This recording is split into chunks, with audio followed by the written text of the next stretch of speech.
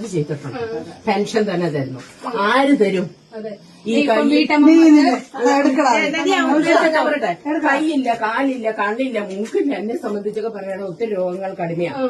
ആ രോഗങ്ങൾ കടിമയുള്ള ഞാൻ 10 പൈസ അതേ സാധനം ഇല്ലാതെ ഓടിപ്പോയി എടുക്കുന്നത്, തെറ്റിമിട്ടെടുക്കുന്നത് ഈ മനുഷ്യനുണ്ടാകും. ഏതൊരു ഭരണം കയറിയാലും കിട്ടത്തില്ല. അത് തറച്ച് ഞാൻ പറയുന്നു. പിണറായി വിജയന്റെ ചങ്കൂറ്റം പോലെ ഒരുത്തർക്കുമില്ല. ഈ യുഡിഎഫ് തകർക്കാനായിട്ട് നോക്കുന്ന പല അവസരങ്ങളും ആ മനുഷ്യനത് ബുദ്ധിപൂർവ്വം കണ്ട് പുള്ളി നടപ്പിലാക്കുവാണ്. പുള്ളിയുടെ അടുത്ത് പോയി ലക്ഷണം വെച്ച് പഠിച്ച് ഭരണം കണ്ടിട്ട് വേണം ഇവനൊക്കെ ഇറങ്ങിത്തിരിക്കാൻ.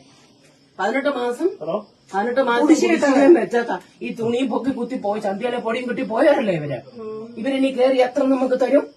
നമ്മുടെ അനുഭവം നമ്മുടെ കണ്ണിലിരിക്കുവാണ്. എന്തായാലും വീട് കൊടുത്തവര് എത്ര പേർക്ക് അരി കൊടുത്തു, എത്ര പേർക്ക് ചികിത്സ.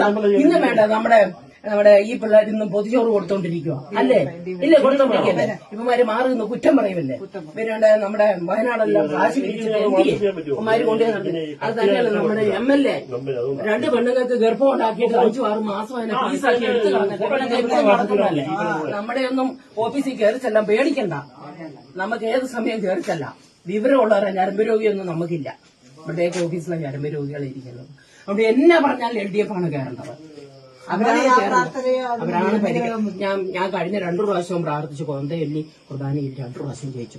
ജയിക്കും എന്നുള്ളത് ഉറപ്പാണ്. ഞാൻ അതുപോലെ തീക്ഷ്ണമായും പ്രാർത്ഥിക്കുന്നുണ്ട്. കാരണം വെച്ചാൽ കർത്താവ് കൊണ്ട് തരുന്ന പോലെ അവർക്ക് 2000 രൂപ തരുന്നത്. ആര് തരും? അത് പറ. ഇതുപോലെ അമ്മമാരുടെ പ്രാർത്ഥനയും നമ്മുടെ ചങ്കൂറ്റവും കൃത്യമായി കിട്ടിയിരിക്കും.